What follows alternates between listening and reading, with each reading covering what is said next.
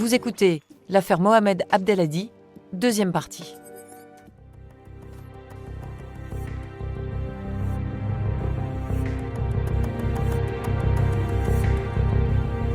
C'est en mars 2015 que tout bascule, puisqu'on a une jeune femme qui va pousser la porte d'une gendarmerie à Beaujeu. Richard Chitli, chroniqueur judiciaire à Lyon. Beaujeu, c'est dans le Beaujolais, au nord de Lyon. Et là, elle va vouloir faire des révélations aux gendarmes.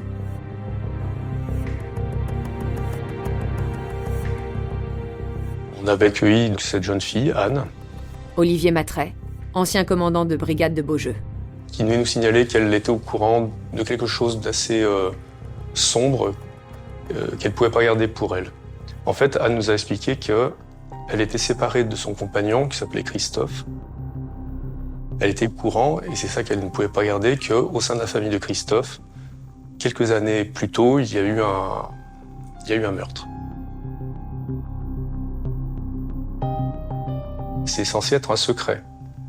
Or, au cours d'une soirée, par quelqu'un de la famille, elle apprend cette information et en demandant à son copain de l'époque, il lui confirme. En clair, le père de son ex-copain, 15 ans auparavant, tue une connaissance de son fils, sous les yeux de son fils, en présence de son fils. Elle va donner quand même un certain nombre de détails. Elle situe à peu près la période, c'est-à-dire le début des années 2000. Elle parle d'un certain Momo, donc elle donne un surnom. Et pour les gendarmes, tout de suite, ils ont l'impression que c'est quelque chose qu'on ne peut pas vraiment inventer. Même si on veut du mal à quelqu'un, pour inventer ça, c'est quand même difficile, compliqué à imaginer. Et donc, du coup, les gendarmes vont quand même prendre cette révélation au sérieux. Il y a une consultation qui se fait auprès de certains fichiers.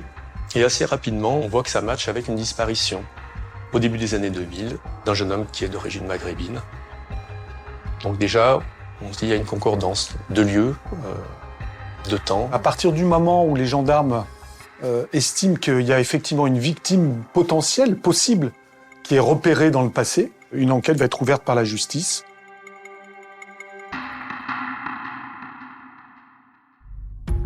Cette dénonciation est prise au sérieux et les enquêteurs vont placer sur écoute la famille en question.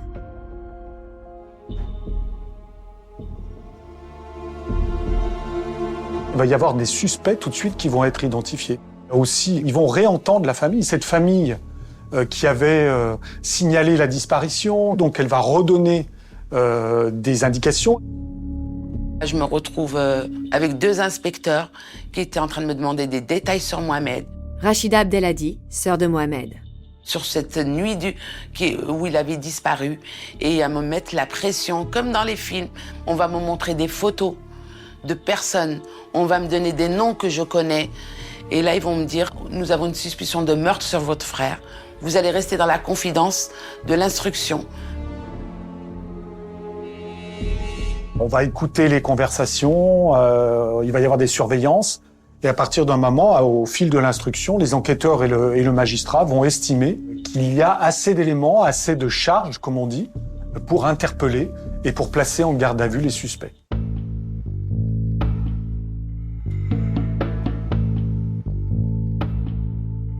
C'est des personnes que Mohamed fréquentait. Mohamed a dormi 2 nuits chez ces gens-là. C'est une famille qui vit pas très loin de chez nous, à 5 minutes en voiture. C'était fait au sein d'une famille avec le paternel, Patrick. Un des fils qui s'appelle Jérôme avait 22 ans. Christophe en avait 15. Le père, je sais qu'il est témoin de Jéhovah. Mélanie, ancienne amie de Jérôme. C'est quelqu'un qui est très sévère, avec ses enfants, avec son ex-femme. Jérôme, je l'ai côtoyé pendant la période où j'étais avec le père de mes enfants. C'est quelqu'un de calme, c'est pas quelqu'un qui travaille. Il est dans la drogue, donc il prend de l'héroïne, de la cocaïne. Son enfance difficile, elle a peut-être ça peut être un rapport avec sa toxicomanie. Il faisait pas bien épanoui, Christophe, pas bien heureux dans sa vie. On voyait l'enfant meurtri, on voyait l'adolescent de 15 ans qu'il était un petit peu resté. Des petits boulots, mais pas une situation stable. Christophe, c'était un jeune homme bien poli, bien élevé, bien sage. Il était terrifié par son père. Son père est quelqu'un à qui on ne disait pas non, une autorité, quelqu'un de fort, peut-être tyrannique, peut-être plus.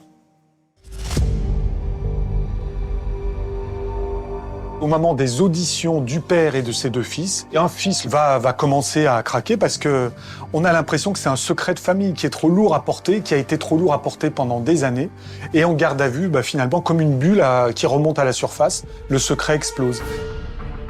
C'est Christophe qui va craquer, celui qui avait 15 ans à l'époque. Il racontera que son père a envoyé Jérôme chercher mon frère, que son père s'est assuré que personne ne savait que Mohamed était chez eux. Il avait demandé avant à Christophe de cacher le couteau sous le coussin du canapé. Le mobile officiel, c'est une forme de discussion pour récupérer un Walkman qui a été dérobé. David Metaxas, avocat de la famille Abdelhadi. Et la discussion tourne mal.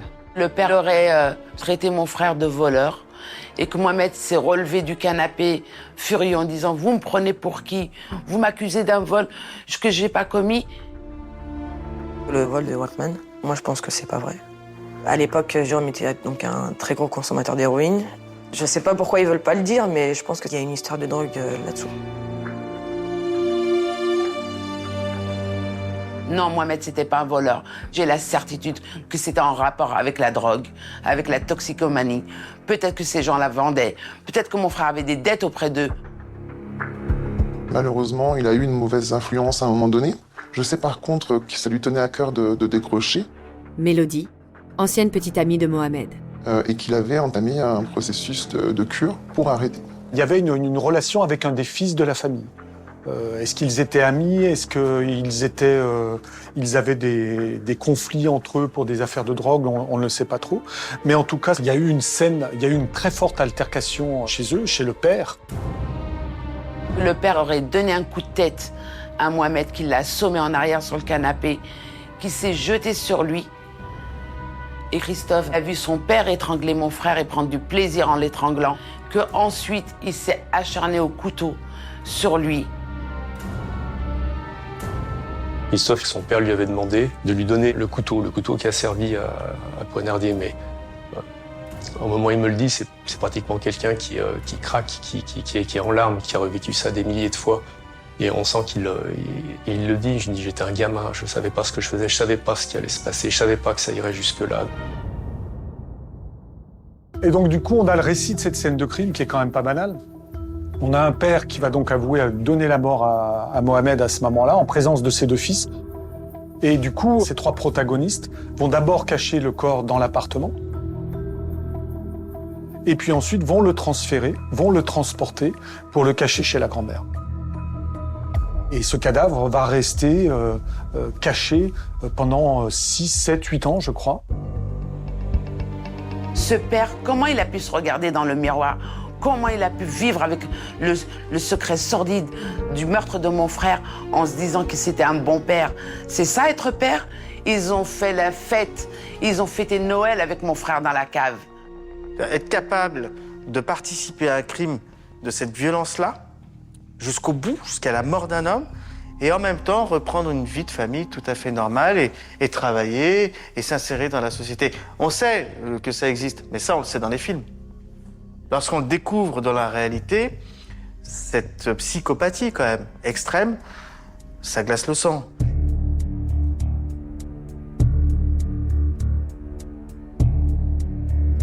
Des années après, parce que apparemment il y a un risque de découverte, le père et un des fils vont décider de transporter le corps ailleurs. Richard Chitley, chroniqueur judiciaire à Lyon. Et d'aller le mettre à l'abri dans un lieu encore plus sûr. C'est Christophe qui va proposer à son père d'aller ensevelir les restes de Mohamed dans un petit bois du Beaujolais, à 2 pas de chez nous. Et ils l'ont enseveli à 20 cm du sol. C'est dur. C'est dur de voir son frère de 27 ans, l'image qu'on avait de lui, réduit à ce tas d'ossements. Bien sûr, il y avait la colère et la rage et la haine qui m'envahissaient pour ce qu'ils lui ont fait. Mais quelque part, on avait retrouvé notre frère. On allait lui offrir une vraie sépulture, un vrai tombeau, une vraie pierre tombale. Et puis, il y avait cette justice, puisqu'ils avaient avoué. Enfin, ils allaient pouvoir payer au bout de 15 ans de secret familial.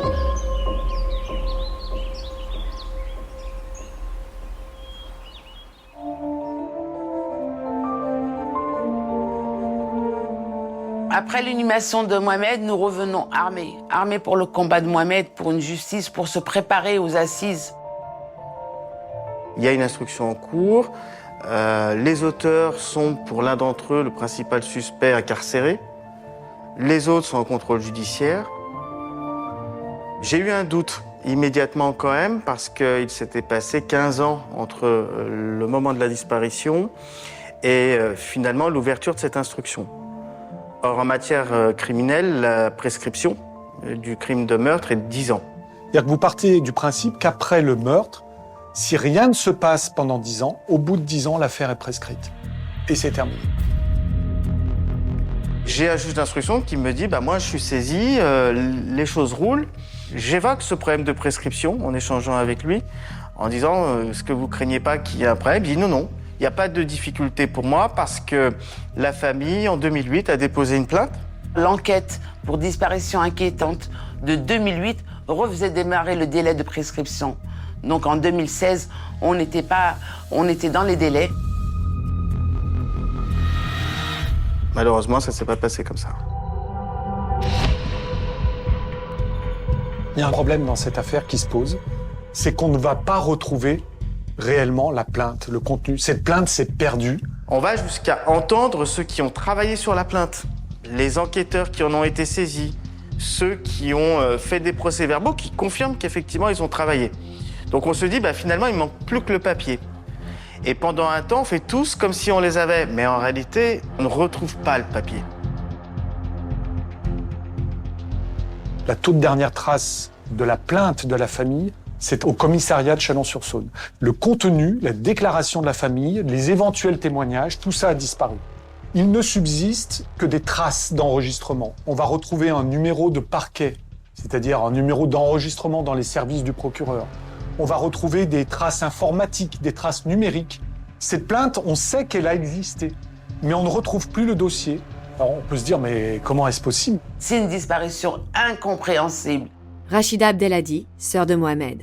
On a des dates où le dossier a été reçu à Chalon-sur-Saône, mais personne ne se souvient de l'avoir réceptionné ce dossier, c'est-à-dire l'original et les copies conformes. C'est bien la première fois que je vois une procédure d'enquête, une procédure judiciaire, où pas de copie existerait. Pire que ça, il n'y aurait pas de traces des PV, qui sont, comme chacun le sait, tapés sur un ordinateur. Je rappelle qu'au moment de la plainte, on était en 2008.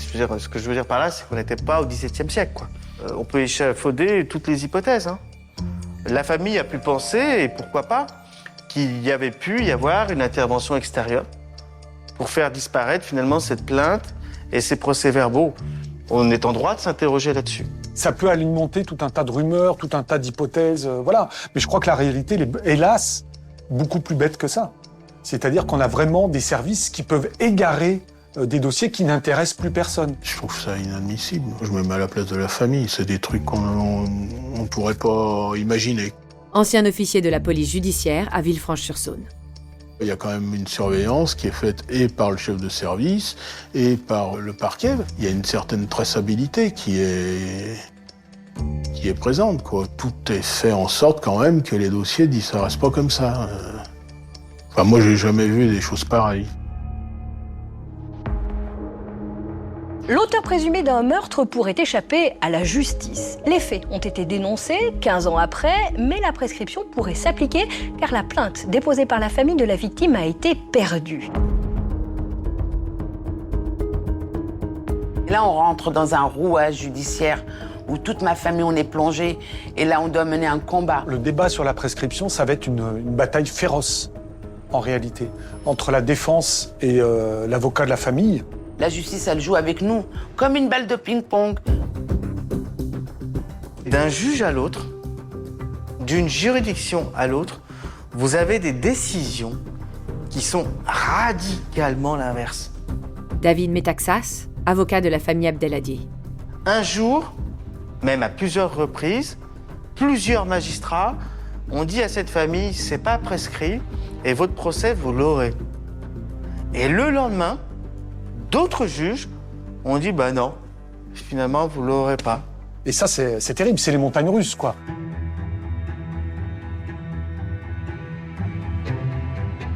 Le 29 mars 2018, la Cour d'appel rendra un verdict à vomir. Et j'ai en tête le cri de Rachida lorsque je l'ai appelé pour lui dire. C'était en direct, j'étais à la cour, je venais de me prendre moi-même la décision en pleine tête. La chambre de l'instruction nous dit, noir sur blanc, dans son arrêt, c'est prescrit. Donc on fait comme si tout cela n'existait plus, comme si cette famille de victimes n'avait jamais déposé plainte, et non seulement il n'y aura pas de procès, mais celui qui a avoué avoir fait tout ça, le principal meurtrier, qui a dit « oui, j'ai tué », lui, on le remet en liberté sans être jugé. Madame, monsieur, bonsoir. Dans l'actualité, le meurtrier présumé d'un homme a été libéré. Mais vous faites quoi du code de procédure pénale? Frédéric Doyez, avocat du principal suspect. Alors on fait référence à un acte qui aurait existé. Cet acte n'est pas à la procédure. Il n'y a absolument rien de cynique à demander l'application des règles de droit. C'est la loi. C'est juste inacceptable. Nawal Abdelhadi, sœur de Mohamed. Se dire, demain, à côté de nous, on va faire nos courses, à côté, il y a un meurtrier. C'est hallucinant.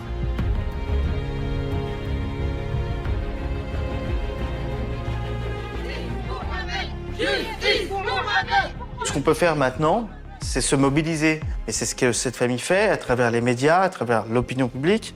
Tenter d'alerter les autorités, ministérielles notamment, pour dire, mais regardez comme on nous fait un déni de justice.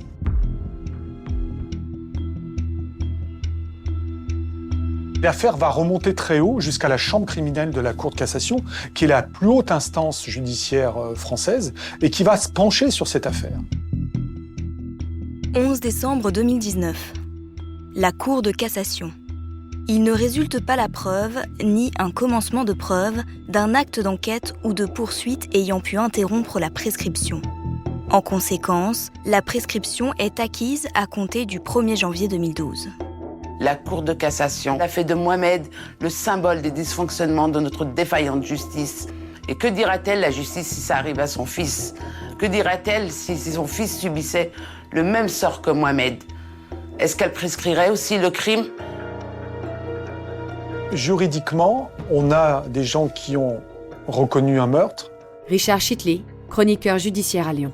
On a un corps qui a été retrouvé. On a des faits qui ont été établis. Mais juridiquement, on a des innocents. C'est ça qui est fou. Moi, j'ai des juges, j'ai des policiers en face de moi qui me disent « Oui, on a fait une erreur. La conséquence, c'est que vous n'aurez pas de procès. Circuler, il n'y a rien à voir. » Et je le dis, en 20 ans d'années, en tout cas, et avec la culture judiciaire qu'elle a mienne, effectivement, j'ai jamais vu une famille aussi maltraitée. La justice est responsable de cette perte de dossier. C'est elle de réparer cette erreur-là. Pour autant, la famille Abdelhadi ne baisse pas les bras et continue de se battre.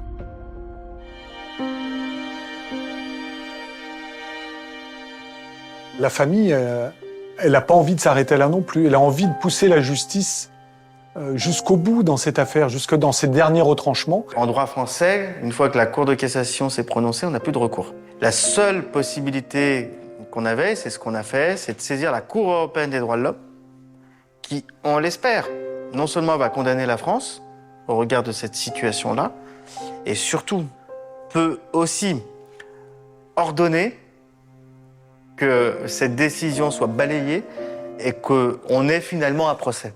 C'est notre dernier espoir. Il est à souhaiter, mais pour tout le monde, que cette affaire soit jugée. Olivier Matret, ancien commandant de brigade de Beaujeu. Pour la morale de l'histoire, pour la famille, pour la société.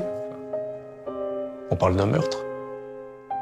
Moi, aujourd'hui, je suis juste dévastée par ce déni de justice. Comment faire cet impossible deuil sans une justice, sans que la justice répare ses erreurs, sans que Mohamed soit reconnu comme une victime?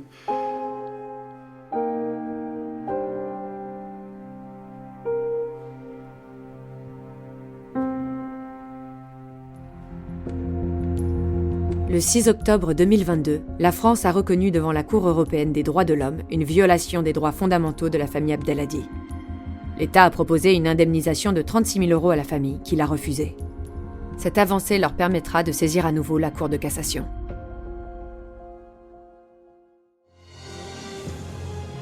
Vous venez d'écouter Au bout de l'enquête. Si vous avez aimé ce podcast, vous pouvez vous abonner sur votre plateforme de podcast préférée et suivre Initial Studio sur les réseaux sociaux. Au bout de l'enquête est un podcast coproduit par Initial Studio, Enibas Productions et France Télévisions, adapté de l'émission audiovisuelle éponyme produite par Enibas Productions et France Télévisions. Cet épisode a été écrit et réalisé par Sybille Véron. Vous pouvez retrouver l'émission Au bout de l'enquête sur France 2 ou en replay sur France.tv. Production exécutive du podcast, Initial Studio.